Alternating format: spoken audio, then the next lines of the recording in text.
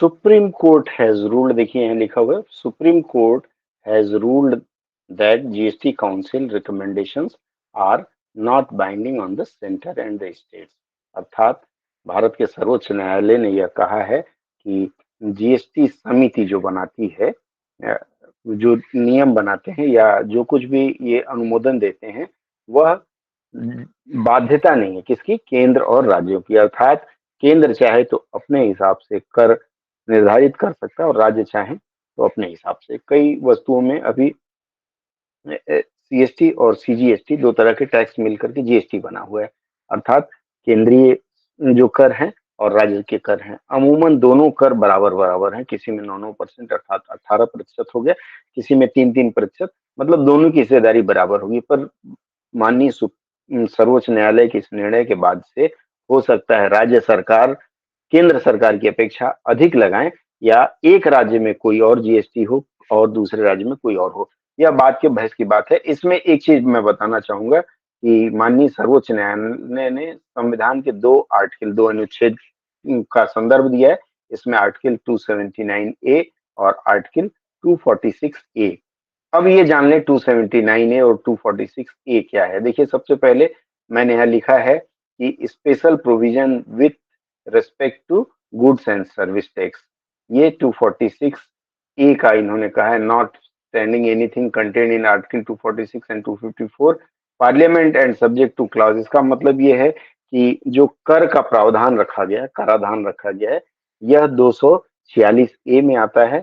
और 279 ए, इसमें आपको जीएसटी के बारे में है। देखिए यहाँ लिखा हुआ है, in the constitution 101st amendment, अर्थात 101वें संविधान संशोधन में आया था। कब? 2016 में, और ये जीएसटी लागू हुआ था 12/9/2016 से। इसके बाद एक और खबर की ओर रुख करते हैं। ये जो खबर है, ये खबर है इसके बारे में,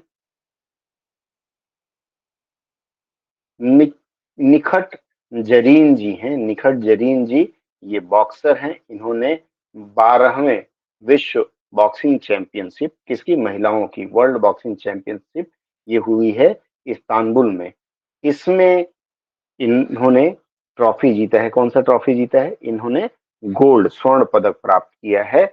और उनके साथ साथ मनीषा मौन और प्रवीण हुड्डा जी भी पाई हैं। इन्होंने ब्रोंज मेडल पाया है और इसके लिए भारत के माननीय प्रधानमंत्री ने इन लोगों को बधाई दी है। एक चीज मैं और बताऊं कि ये भारत की 9वीं महिला हैं जिन्होंने बॉक्सिंग चैंपियनशिप में स्वर्ण पदक हासिल किया है। और इसके साथ ही एक मंकी वायरस चला हुआ है। मंकी वायरस का मतलब मंकी पॉक्स, मंकी वायरस नहीं, मंकी पॉक्स है। जैसे चिकन पॉक्स हुआ करता था, मंकी पॉक्स भी अभी आया हुआ है विदेशों में। इसके बारे में धूम मचने वाली है। देखिए, सबसे पहले मंकी वायरस पाया गया था ये बंदरों में 1958 में, इसलिए इसका नाम पड़ा है। पहले ये बंदरों से फैला करता था, लेकिन although rodents are now seen as the main source of transmission, इसका मतलब है रोडेंट, चूहों को कहा जाता है। इसका मतलब अब इसके प्रमुख स्रोत हैं, कौन है? चूहे हैं।